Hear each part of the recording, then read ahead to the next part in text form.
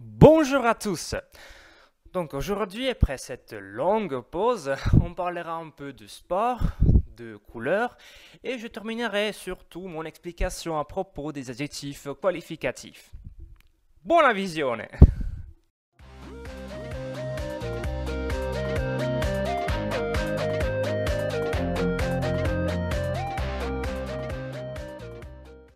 Donc, commençons avant tout par une liste des sports les plus communs qu'on peut pratiquer.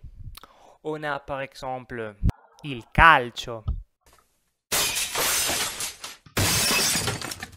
il baseball, il basket, la pallavolo,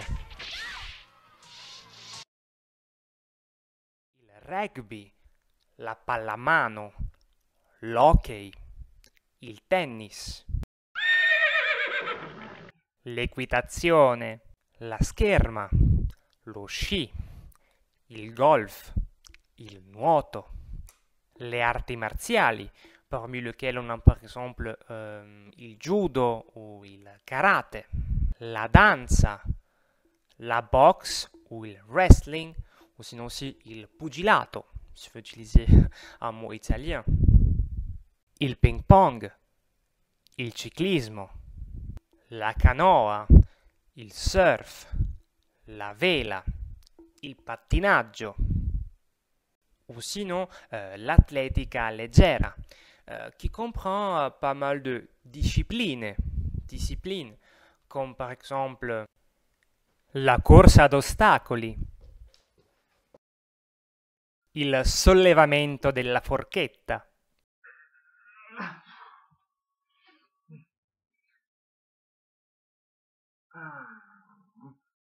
Et maintenant, voyons un peu comment parler concrètement de sport.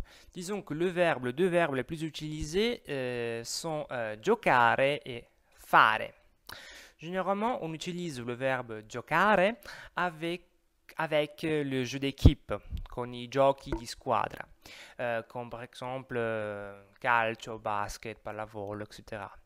On dit par exemple gioco a calcio, gioco a basket, gioco a pallamano, gioco a rugby, mais aussi gioco a tennis et gioco a ping pong. Je ne sais pas pourquoi, probablement parce qu'effectivement il y a deux personnes qui jouent, mais c'est un sport qu'on fait tout seul normalement.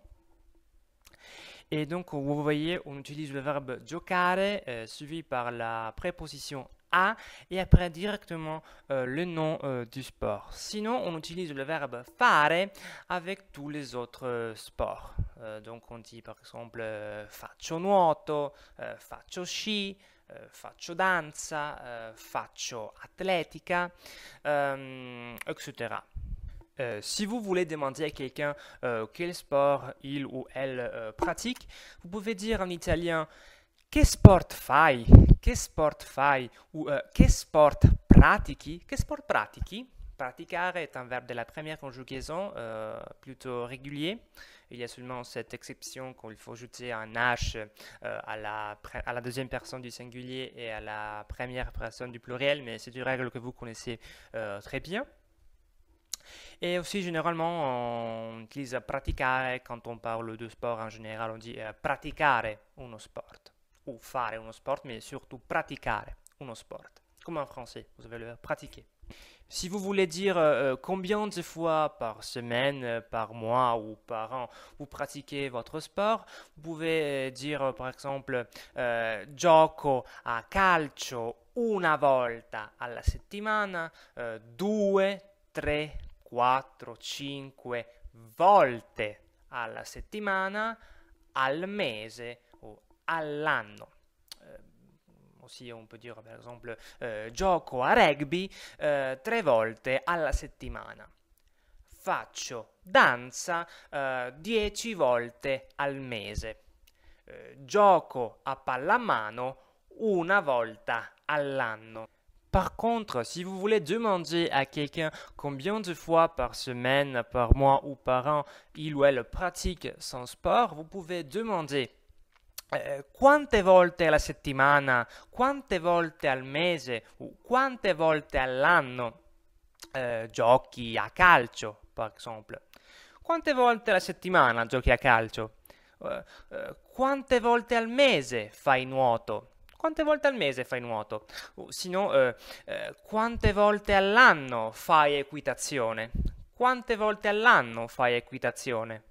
Sinon, pour continuer une conversation avec quelqu'un à propos de sport, vous pouvez demander par exemple ti piace l'hockey, ti piace la boxe, ti piace il ping-pong?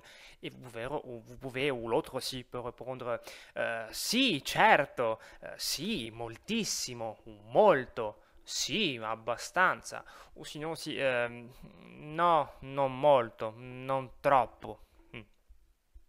Ou sinon, vous pouvez aussi demander allora sei bravo ou sei brava a giocare? Sei bravo, sei brava, brava pour les féminins, bravo pour les masculins. Et vous pouvez répondre sì, sono un campione ou sono una campionessa si vous êtes des femmes. Ou sinon, vous pouvez aussi dire oui, sì, sono bravo, sì, sono brava, ou sì, sono bravissimo, sì, sono bravissima, ou sinon, sì, no, sono una schiappa. Una schiappa. En conclusion, si vous voulez aussi parler un peu de ou de vos équipes préférées, vous pouvez demander par exemple qual è la tua squadra del cuore? Qual è la tua squadra del cuore? O sinon, quale squadra tifi? Quale squadra tifi? Tifare est un verbe de la première conjugaison, très simple aussi. Et par exemple, vous pouvez répondre la mia squadra del cuore è... Après, vous ajoutez le nom de votre équipe préférée. Ou sinon, tifo. Et après aussi, le nom de votre équipe préférée. Par exemple, on peut dire tifo la Juventus. Bon, ce n'est pas mon cas, mais c'est bon, c'est un exemple seulement, oui. Bon, moi j'ai terminé mon introduction au monde du sport. Et donc on peut passer au sujet suivant, ça veut dire les couleurs.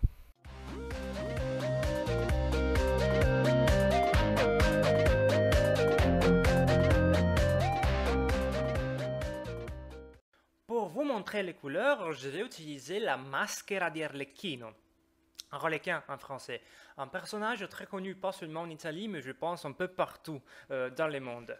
Voilà. Donc, commençons par il verde. Il verde. Blu. Il blu. Giallo. Il giallo. Rosso. Il rosso. Bianco. Bianco, il bianco. Nero, il nero. Marrone, il marrone. Arancio o arancione, l'arancione. Grigio. Je ne sais pas si on les voit, mais c'est gris, effectivement, oui. Il grigio. Rosa, il rosa. Et sinon, oui, viola, la seule couleur qu'on n'a pas vue ici.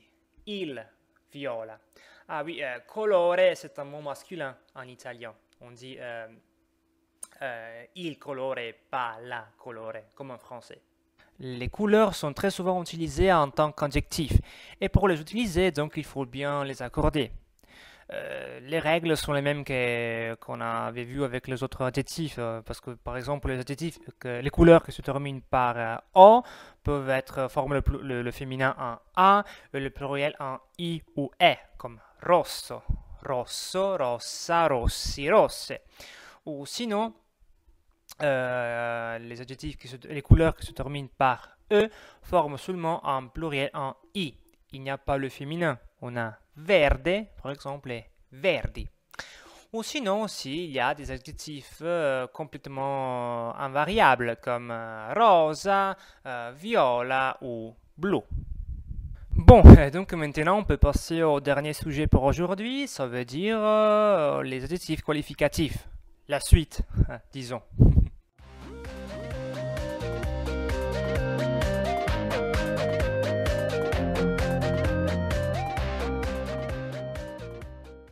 Donc, la dernière fois, je vous avais expliqué seulement comment accorder les adjectifs qualificatifs selon leur classe.